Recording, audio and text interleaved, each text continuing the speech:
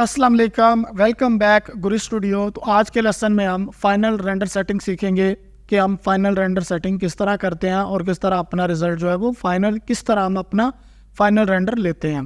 तो सबसे पहली बात जो कि बताना बहुत ज़रूरी है, रेंडर सेटिंग का रेंडर की क्वालिटी पे कोई ज़्यादा इफेक्ट नहीं पड़ता।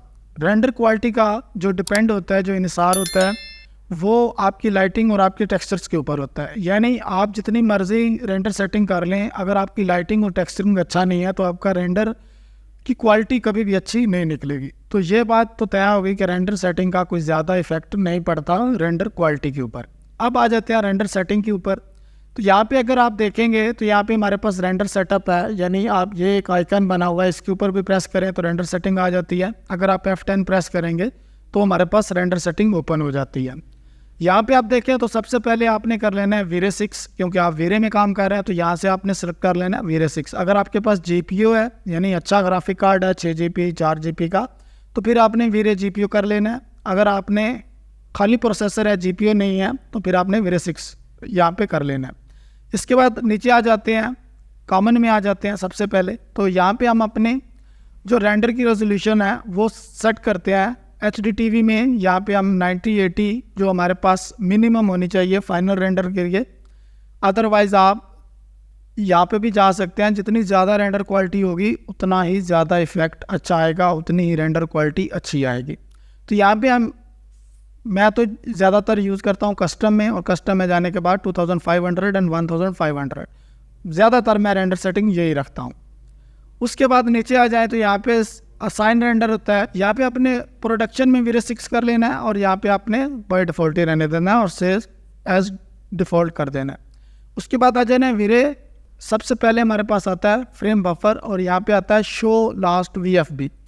यहाँ पे हम शो लास्ट VFB करते हैं। ये रेंडर मैंने टेस्ट रेंडर निकाला हुआ है, ये हमारे पास फाइनल रेंडर है, ये हमारे पास टेस्ट रेंडर है। तो कोई ख़ास डिफरेंस नहीं है, लेकिन हल्का फुल्का डिफरेंस है। ये हमारे पास जो है वो टेस्ट रेंडर है। तो यही हमारे पास जो है फ्रेम बफर होता है VFB। यहाँ पे आप चले जाएँ तो वीरे फ्रेम बफर लिखा हुआ है और यहाँ पे इसकी ये हिस्ट्री है जो कि बाय डिफ़ॉल्ट नहीं आती, इसको ऑन करना पड़ता। तो वो सबसे पहले मैं आपको बताता हूँ। आपने ऑप्शन में जाना है और यहाँ पे कर लेना है VFB सेटिंग, और यहाँ पे जाने के बाद हिस्ट्री को आपने कर लेना है अनेबल। उसके बाद ऑटो सेव कर देना है और ऑटो लोड लेयर्स उसको भी आपने अनेबल कर देना है और यहाँ पे सेव एंड क्लोज कर देना है। तो ऑलरेडी मेरा सेव है। इसके बाद यहाँ पे आ जाते हैं, ये हमारा RGB कलर है। उसके बाद ये हमारे एलिमेंट्स होते हैं जो हम लेते हैं। ये हमारे पास रेंडर एलिमेंट्स है जो कि मैं आपको आगे बताऊँगा। यहाँ पे हम अपना इमेज जो है वो सेव कर सकते हैं। उसके बाद यहाँ पे अपनी इमेज जो है वो क्लियर इमेज भी कर सकते हैं। इस वाले ऑप्शन में ये ज़्यादातर यूज़ नहीं होता, वैसे इसको छोड़ दें। ये हमारे पास जो है वो जूम टेस्ट रेजोल्यूशन है, ठीक है। उसके बाद ये हमारे पास रीजन रेंडर है, जो कि मैं अपने लास्ट वीडियो में बताया था कि किसी भी हिस्से का आपने रेंडर करना हो। फ़र्ज़ करें मुझे जस्ट ये विंडो का रेंडर करना है तो मैं यहाँ पे विंडो सेलेक्ट करूँगा और रेंडर रेट करूँगा तो जस्ट हमारा इतने ही हिस्से का रेंडर आएगा।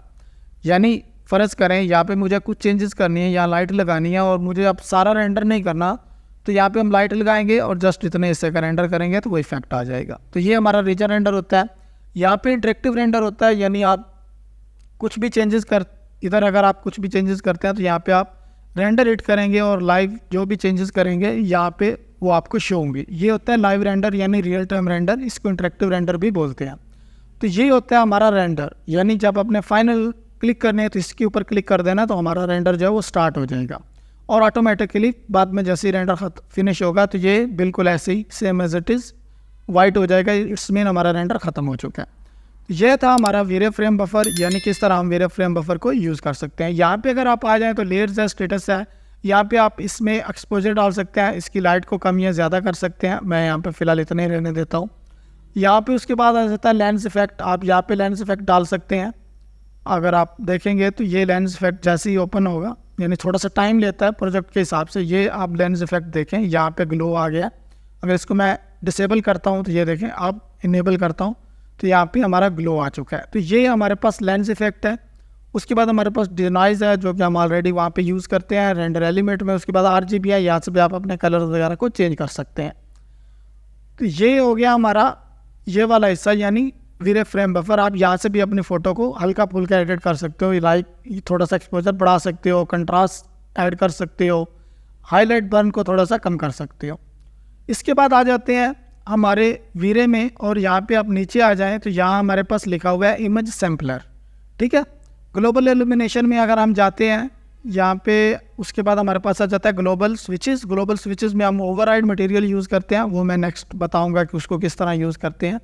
लाइटिंग के लिए होता है ज़्यादातर, अगर इंटीरियर की लाइटिंग करनी हो तो ओवरराइड मटेरियल हम यूज़ करके लाइटिंग कर सकते हैं इंटीरियर की। एक्सटीरियर में इतना यूज़ नहीं होता, इतना ज़रूरी नहीं है। उसके बाद प्रोग्रेसिव अब आ जाते हैं इमेज सैम्पलर, जो कि हमारा मेन ऑब्जेक्ट है और मेन टॉपिक है, इसी के ऊपर हम बात करेंगे। यही हमारी मेन सेटिंग होती है।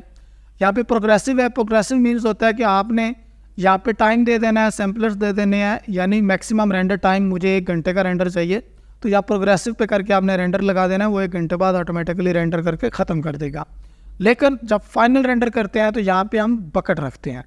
ठीक है, आपने हमेशा बकेट सेलेक्ट करना है, जिससे आपका रेंडर इफेक्ट मतलब रेंडर क्वालिटी अच्छी आती है और थोड़ा सा तसल्ली बख्श होता है। इसमें मैक्सिमम सब डिविजन्स होती हैं 24। मैं रिकमेंडेड करूंगा कि आप 22, 23 पे जाएं। 24 अगर आपका सिस्टम अच्छा नहीं है तो 24 पे नहीं जाए। हाँ, अगर आपका सिस्टम अच्छा है, बहुत अच्छा है, तो आप 48 पे भी जा सकते हैं, 30 पे भी जा सकते हैं, 37 पे भी जा सकते हैं। मैं मोस्टली 24 पे फाइनल रेंडर करता हूँ और टेस्ट रेंडर करता हूँ 10 पे। ठीक है, टेस्ट रेंडर मैं 10 पे करता हूँ और फाइनल रेंडर मैं 24 पे करता हूँ। इसके बाद नीचे नॉइस थ्रेशोल्ड आ जाते हैं, जो कि टेस्ट रेंडर में बाय डिफ़ॉल्ट रहने देता हूँ। अगर मुझे टेस्ट रेंडर करना है तो ये 0.01 ही रहने देता हूँ। अगर मुझे फाइनल रेंडर करना है तो इसकी वैल्यू को मैं 0.05 कर देता हूँ या 0.07 कर देता हूँ, कुछ इस तरह से, जिससे हमारा रेंडर टाइम ज़्यादा होता है, लेकिन हमें जो है वो रेंडर क्वालिटी बहुत अच्छी मिलती है। तो इसको आप अपने हिसाब से कर लेना, यानी 0.07, 0.05 ये फाइनल रेंडर के लिए सुजेस्ट है। अगर आपने टेस्ट रेंडर करना है तो आपको यहाँ पे 0.1 करना है और यहाँ पे आपको 10 करना है। ये हमारा टेस्ट रेंडर हो गया। अगर आपने फाइनल करना है तो 24 और यहाँ पे आपने कर देना है 0.5। ये हमारा फाइनल रेंडर हो गया। उसके बाद आ जाता है इमेज फिल्टर। आप इमेज फिल्टर में यूज़ कर सकते हैं, बाय डिफ़ॉल्ट भी ठीक है, अदरवाइज़ आप ये भी कर सकते हैं, नहीं तो आप इनमें से आप कोई भी यूज़ कर सकते हैं। जो मतलब रिकमेंडेड है वो यही है कि बाय डिफ़ॉल्ट रहने दें।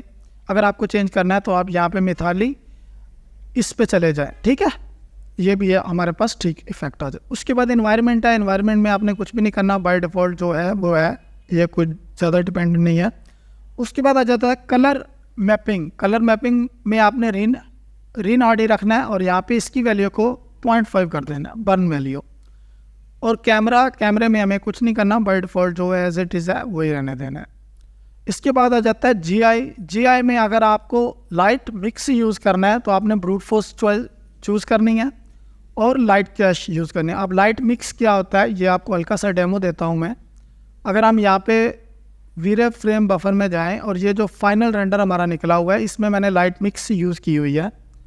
यहाँ पे अगर हम आ जाते हैं तो ये लाइट मिक्स सोर्स है। आप जितनी भी लाइट्स मैंने लगाई हुई हैं वो लाइट्स यहाँ पे आई हुई हैं, यानी ये हमने IES लाइट लगाई है तो एक IES लाइट आई है, बाकी हमारी जो है वो इंस्टेंट्स मैंने रखी थी तो वो ऑटोमेटिकली चेंज हो जाएंगी। अब अगर इनकी वैल्यू को मैं 10 करता हूँ तो ये देखिए हमारी लाइट जो है वो बहुत ज़्यादा बढ़ चुकी है। बाय डिफ़ॉल्ट हमारी लाइट इतनी हो चुकी है, अगर हम 2 करते हैं तो ये हमारी लाइट कम या ज़्यादा हो जाएगी। यानी यहाँ पे हम 5 करते हैं, देखें बहुत ज़्यादा लाइट हो गई है।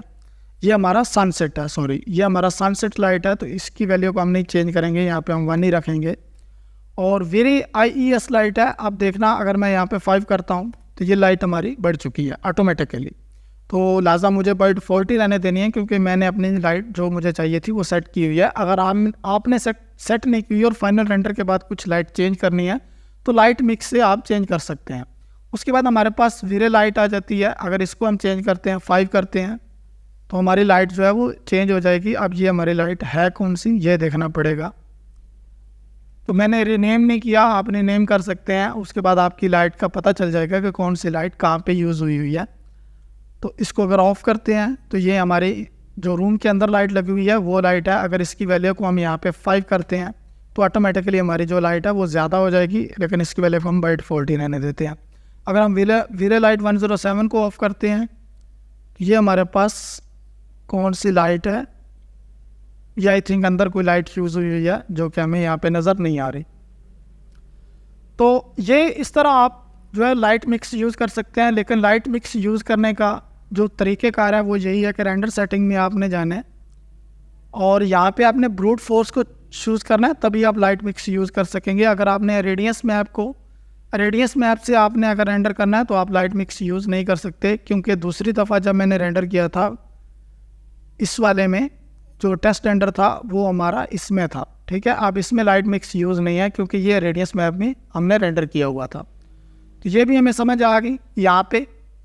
तो इसके बाद हमारे पास रेंडर एलिमेंट है। रेंडर एलिमेंट का जो टॉपिक है वो बहुत अहम है, बहुत इंपॉर्टेंट है, जो कि हम नेक्स्ट वीडियो में सीखेंगे, क्योंकि इस पर थोड़ी सी डिटेल में बात करनी पड़ेगी। इसका रेंडर एलिमेंट्स को हम किस तरह यूज़ करते हैं और कैसे हम इससे अपने रेंडर क्वालिटी को इम्प्रूव कर सकते हैं पोस्ट प्रोडक्शन में। इंशाल्लाह मिलते हैं नेक्स्ट वीडियो में। अल्लाह हाफिज़।